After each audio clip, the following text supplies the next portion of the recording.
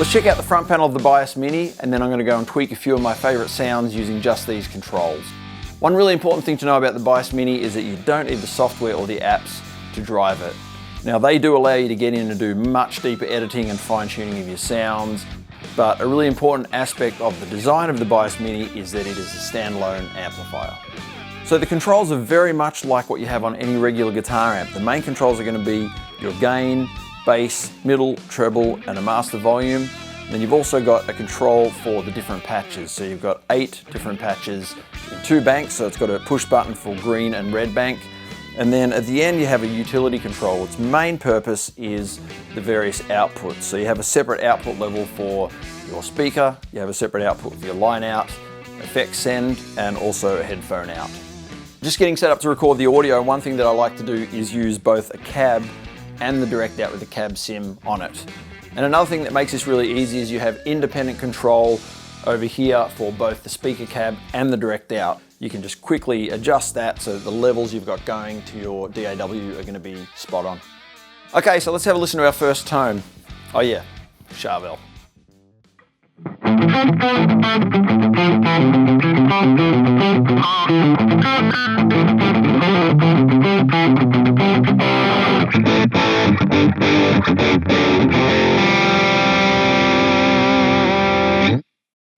All right, that's pretty rocking, but you're at the gig, you want to make a few adjustments, maybe the room makes it sound a bit bright. For example, let's go with that. Okay, so, all right, let's check out what we want to do here. Let's dive into the treble. I'm going to turn it right back for a minute. Probably a bit too much.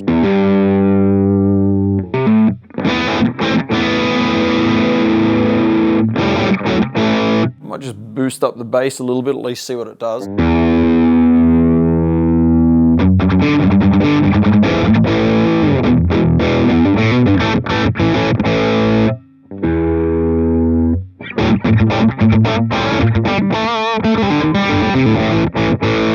Nice, a little more beefy. The whole point is that you just treat this as a regular guitar amp. So when you're at a gig or even in a recording situation, you don't have to get out the software, you don't have to get all tweaky with it. You can just get in there and make some quick adjustments. Okay, let's check out a very different tone. And I've just looked over at my recorder and I've noticed that the direct output for some reason on this particular tone is much, much hotter than the last one. So much so that it's actually clipping. So that's where having the independent control over the levels here is great. I can simply go, okay, line out. Let me just pull that back a little bit.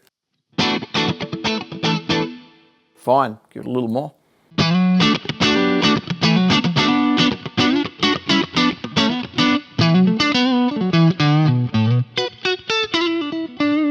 Nothing like the sound of the Strat. So at a gig, that could be fine, but what I think happens for me anyway often is my clean tone, I end up thinking that it's a little bit too clean, or sometimes a little bit too dirty. Never seems to be exactly where I want it. I'm going to just crank the master volume. It may already be cranked, but let's just throw it up on full anyway. Still very dynamic, still comes across as a clean tone.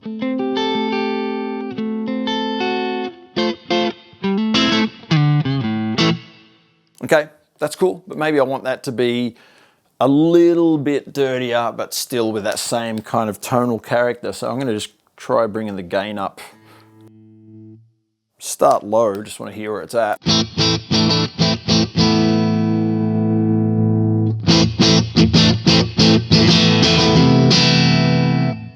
I like that a lot more already.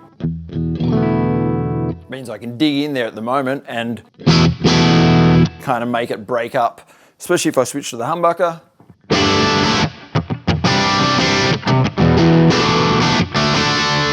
But then I've still got